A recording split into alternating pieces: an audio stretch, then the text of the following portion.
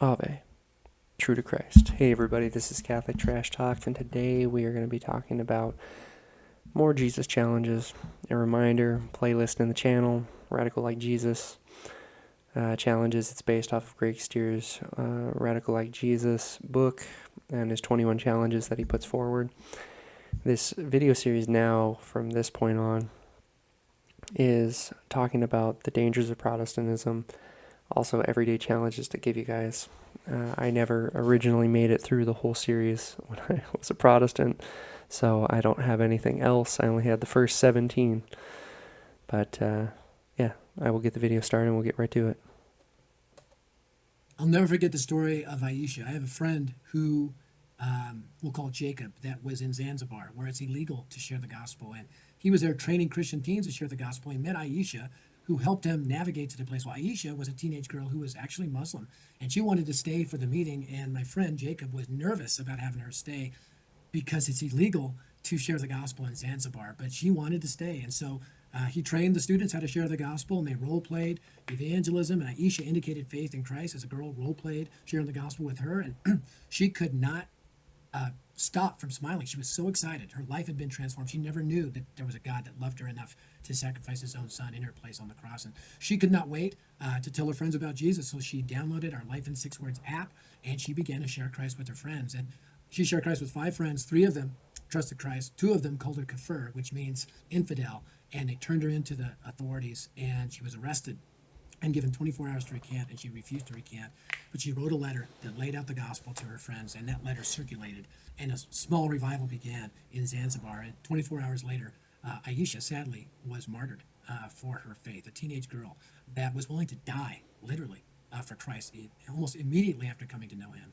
And it just makes me think of Luke 9:23, when Jesus said, if you want to be my disciple, you must pick up your cross, die to yourself, and follow me. And I want you to think, are you willing to die physically? Would you be willing, like Aisha, to sacrifice your life for Christ? But every day, are you willing to die to yourself so that the gospel can go forth, so that the life of Christ can flow through you? I want to challenge you. Here's a Radical Like Jesus challenge. Would you go to a graveyard? And would you just spend 30 minutes reading the tombstones? And then kind of just have a mental service for something you're putting to death in that graveyard. Maybe it's lust or pride or arrogance or bitterness or unforgiveness or apathy.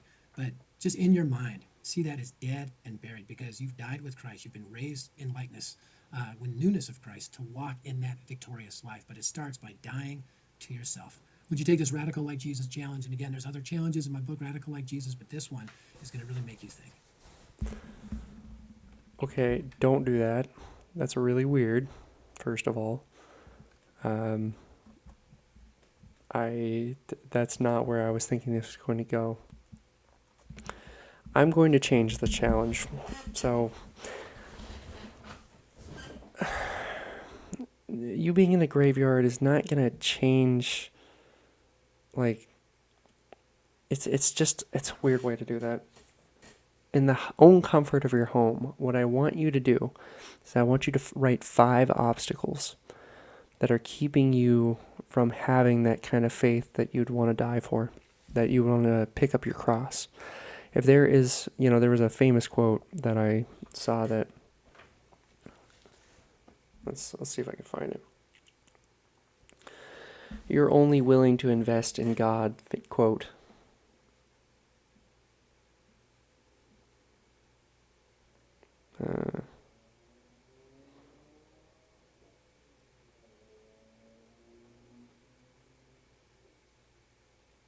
I can't remember it, but it went something along the lines of you're only willing to invest in God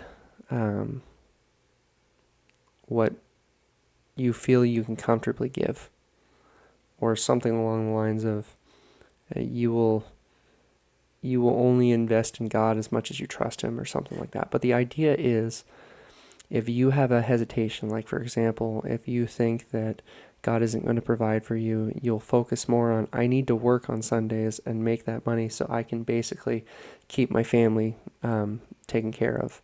So I can't think about church. Or you have something along the lines of, like, a government is telling you you're going to die, and so you think, I can't go to church and I can't spread the gospel because that could affect my life.